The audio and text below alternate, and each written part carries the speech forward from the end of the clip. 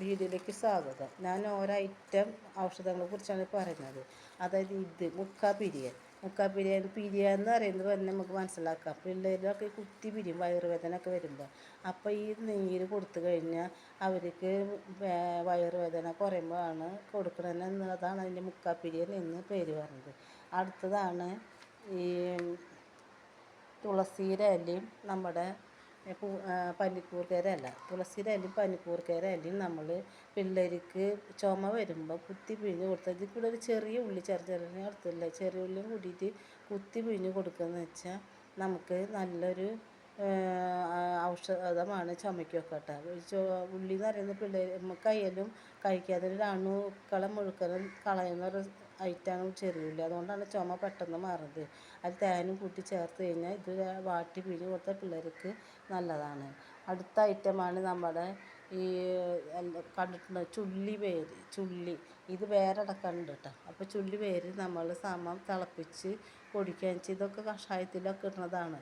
നമ്മുടെ അമ്മമാരൊക്കെ ഈ ചോന്നരത്തൊക്കെ കഴിക്കുമ്പോൾ അതിലുണ്ടാകുന്നതാണ് ഈ ചുള്ളിയുടെ വേര്. ചുള്ളി വേര് തിളപ്പിച്ച് കുടിച്ചാൽ മൂത്രാശയരോഗക്കും നമ്മുടെ കാൽമുട്ടിലൊക്കെ നീര് വരുന്ന ഏറ്റവും നല്ല ഐറ്റമാണ്. അതുപോലെ തന്നെ നമ്മുടെ കുറുന്തോട്ടി ഇതുപോലെ തന്നെ കഷായത്തിലൊക്കെ കാണാറുണ്ട് നിങ്ങളില്ലേ കുറുന്തോട്ടി.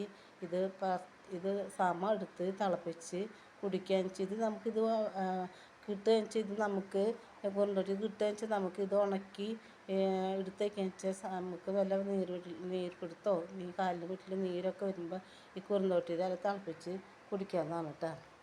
അതേപോലെയാണ് നമ്മുടെ ചുള്ളിവേരും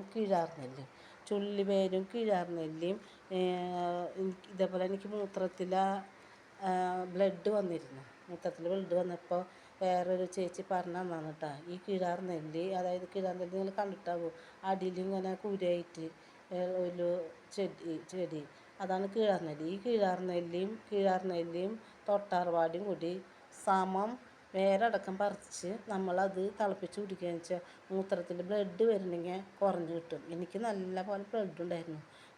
ഞാനിത് തിളപ്പിച്ച് കുടിച്ചപ്പോൾ എനിക്കിത് മാറിയിട്ടുണ്ട് കേട്ടോ. നല്ല ശമനം ഉണ്ട് കേട്ടോ. മൂത്രത്തിൽ നല്ല പഴുപ്പും വരുമ്പോഴാണ് നമുക്ക് ബ്ലഡ് വരുന്നത്.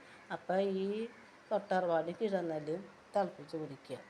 അടുത്ത ഐറ്റമാണ് നമ്മുടെ ഈ ചെടി നമുക്ക് മൂത്രക്കല്ലിന് ഏറ്റവും നല്ലൊരു ഔഷധമാണ്. ഇത് 7 ദിവസമെങ്കിലും നമ്മൾ 3 ഇല വീതം കഴിക്കുകയെന്ന് വെച്ചാൽ മൂത്രത്തിലെ കല്ല് മാറ്റി കിട്ടും. അതേപോലെ ഒരു ഔഷധമാണ് ഇത് യൂട്യൂബിലൊക്കെ വരുന്നുണ്ട്. ഇപ്പോൾ മുറിവിന് വേണ്ടി മരുന്നുണ്ടാകുന്നത്. ഇത് ഞാൻ അടുത്ത വീട്ടിൽ പറിച്ചളഞ്ഞവനെ കൊണ്ടുവച്ചിട്ടുണ്ടായിരുന്നു. എൻ്റെ കാലിന് മുട്ടിൽ പഴുപ്പ് വന്നിട്ടുണ്ടായിരുന്നു. എനിക്ക് ഷുഗറുള്ള കാരണം അത് പഴുപ്പ് വന്നു. അപ്പോൾ ഈ ഇല പിഴിഞ്ഞ് വെച്ചപ്പോൾ നല്ല ശമനം കിട്ടും. നല്ലപോലെ മുറിവൊക്കെ ഉണങ്ങിയിട്ട് കിട്ടാം. നല്ലൊരു ഔഷധം തന്നെയാണ് ഇത് കേട്ടോ. അത് തന്നെയാണ്. അതേപോലെ തന്നെ ഒരു ഐറ്റമാണ് നമ്മുടെ കഞ്ഞുണ്ണി മുറിവിന് പറ്റാനും നല്ലതാണ്. അതേപോലെ തന്നെ മുറിവിന് പറ്റുന്ന പോലെ തന്നെ നമുക്ക് ഇത് മുടിയിലേക്ക് വെളിച്ചെണ്ണ കാച്ചി പണ്ട് കാല ആളുകൾ ഉപയോഗിച്ചിരുന്ന തന്നെ കഞ്ഞുണ്ണി നീർപ്പെടുത്തത്തിന് നല്ലതാണ് കേട്ടോ. ഇത് കഞ്ഞുണ്ണി നല്ല പോലെ മുടി കറക്കാനും ഇത് ഷാമ്പു പോലെ തേച്ച് പിടിപ്പിച്ച് കഴുകിയാലും നമുക്ക് നല്ല മുടിയൊക്കെ നല്ല കറുപ്പമൊക്കെ കിട്ടും കേട്ടോ. അതേപോലെ തന്നെ ഈ ഒരു ഐറ്റമാണ് ഇത് പല്ലുവേദനയ്ക്ക് നല്ല ശമനം കിട്ടുന്നതാണ്. പല്ലുവേദന വന്ന് നമ്മളൊരു പൂവ് അവിടെ കടിച്ച് പിടിച്ചിരുന്ന് കഴിഞ്ഞാൽ വേദനയ്ക്ക് നല്ല പോലെ ശമനം കിട്ടുന്നുണ്ട് കേട്ടോ. അപ്പോൾ ഇതേപോലെ ഓരോ ഐറ്റങ്ങളും നമുക്ക് ഇതാണ് കല്ലുരുക്കി. ഇത് മൂത്രാശയ രോഗത്തിന് നല്ലതാണ്. ഇത് കല്ലുരുക്കി അധികം നാൾ കുടിക്കാൻ പാടില്ല. 7 ദിവസം കുടിക്കാൻ പാടുള്ളൂ. അല്ലെങ്കിൽ ഡേഞ്ചറാണ്. അതിപ്പോൾ ഏത് മരുന്നായാലും ഏത് ആയുർവേദമായാലും 7 ദിവസം മാത്രമേ കഴിക്കാൻ പാടുള്ളൂ. ഈ കല്ലുരുക്കി മൂത്രാശയ രോഗങ്ങൾക്കും നല്ലതാണ് കേട്ടോ. അപ്പോൾ നിങ്ങൾ ഇതൊക്കെ ഒന്ന് ഔഷധങ്ങളെക്കുറിച്ച് ഞാൻ അറിയിക്കാൻ എല്ലാവരും ഇതൊന്ന് അസുഖങ്ങൾ വരുമ്പോൾ ഒന്ന് ഉപയോഗിച്ച് നോക്കും കേട്ടോ.